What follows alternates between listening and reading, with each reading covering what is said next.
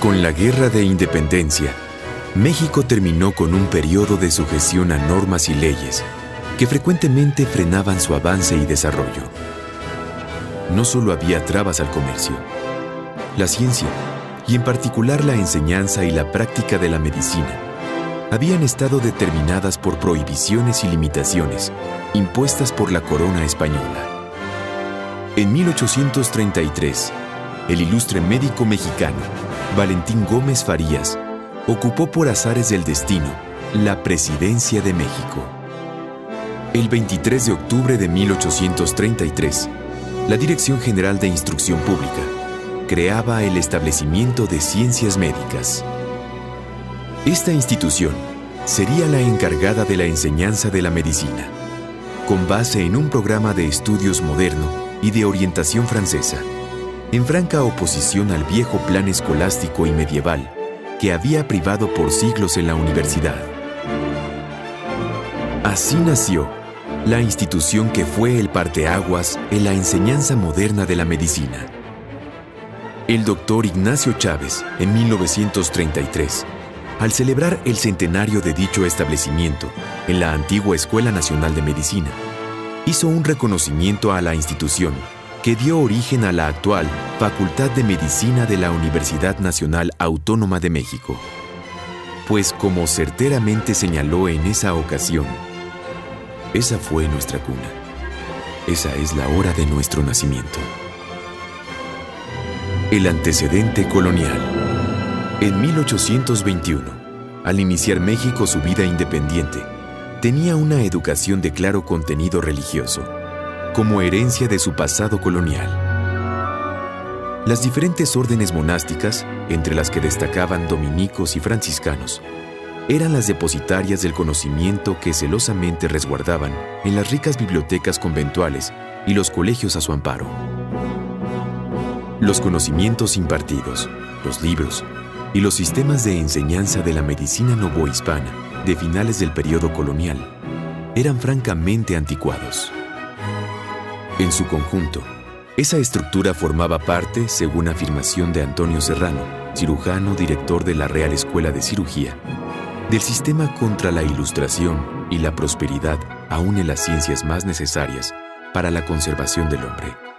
En este periodo, en la universidad y particularmente en la Facultad de Medicina, las cátedras eran unas cátedras ya anacrónicas. ¿Por qué? Porque fundamentalmente el profesor, el catedrático que las enseñaba, era un catedrático de corte antiguo. Sus conocimientos estaban fundamentalmente basados en textos de tradición griega y árabe y también evidentemente latina, y en ese sentido, en términos de lo que sería, digamos, la modernidad que está planteándose para principios del siglo XIX, estos son francamente anacrónicos. El punto central es que tenemos una cátedra, una enseñanza de la medicina donde existe un catedrático que lo único que hace es estar explicando a sus alumnos un conocimiento ya totalmente pasado de moda. Por otro lado, la medicina en Europa, producto de los avances de los nuevos tiempos, estaba cambiando dramáticamente. Aportes de grandes figuras que revolucionaron la medicina en Europa. El médico italiano Giambattista Morgiani propuso el estudio sistemático de la localización de la enfermedad en los órganos del enfermo. Francisco Javier Bichat, médico francés, fue más allá al buscar la relación entre la enfermedad y la lesión en los tejidos, concebidos estos últimos como la unidad funcional del cuerpo humano. A finales del 18, la medicina en Francia no era considerada como ciencia. Tanto era así que los miembros de la Academia de Ciencias de París se oponían a que los médicos fueran admitidos en ella. Un hecho fortuito cambió la historia de la medicina en Francia y posteriormente en todo el mundo. En 1799, el reconocido médico francés Jean-Nicolas Corvisart curó al entonces primer cónsul de Francia, Napoleón Bonaparte, de una tos rebelde que sus médicos no lograban eliminar. Grande fue la sorpresa del primer cónsul cuando Corvisart le pidió que se descubriera el pecho, le dio unos golpecitos en él y escuchó la resonancia del tórax para descubrir tejidos enfermos. Este hecho ayudó a que Napoleón, de quien se dice que no creía en la medicina, pero sí en Corvisart, se diera cuenta de la urgente necesidad de modernizar la medicina en Francia. Napoleón, ya emperador, lo nombró primer médico de la corte, y desde ese estratégico puesto, Corvisart influyó decisivamente en la modernización de la medicina en Francia y el mundo. Nicolas Corvisart orientó todo ese saber al diagnóstico por medio de la clínica, en tanto que la invención del estetoscopio de madera por Hipólito Jacinto Laennec permitió por primera vez ver el interior del cuerpo humano con el oído. En la Europa de esta época, el médico ya no solo interrogaba al paciente sobre su padecimiento, sino que utilizando los sentidos, palpaba, escuchaba y estudiaba minuciosamente al enfermo, con el fin de encontrar el más leve signo y síntoma que revelara la presencia de la enfermedad en el cuerpo.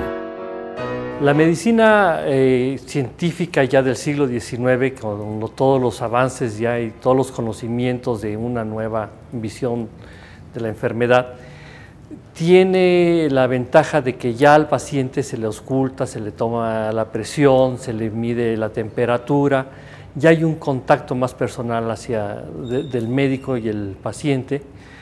Ya no es nada más un desequilibrio, sino que ya hay síntomas y signos muy específicos que nos revelan una enfermedad orgánica que se puede ver, que se puede sentir, que se puede identificar la alteración en el cuerpo humano. Entonces, esta nueva medicina científica es la que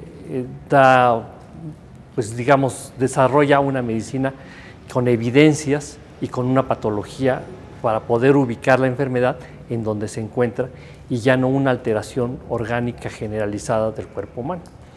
Ya no es un desequilibrio del cuerpo, sino ya en un lugar propiamente dicho, bien ubicado, ya sea un órgano, ya sea un músculo o ya sea un tejido, es el que está enfermo y se puede erradicar la enfermedad, se puede curar.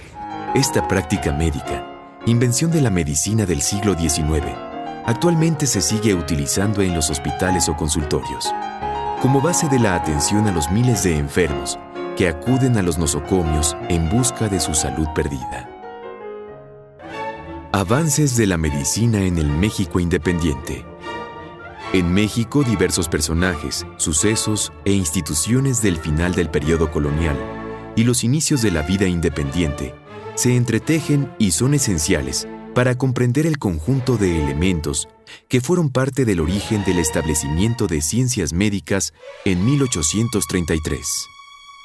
Los discípulos de José Ignacio Bartolache continuaron con su labor modernizadora, introduciendo las nuevas teorías de las escuelas clínicas de Edimburgo y Viena.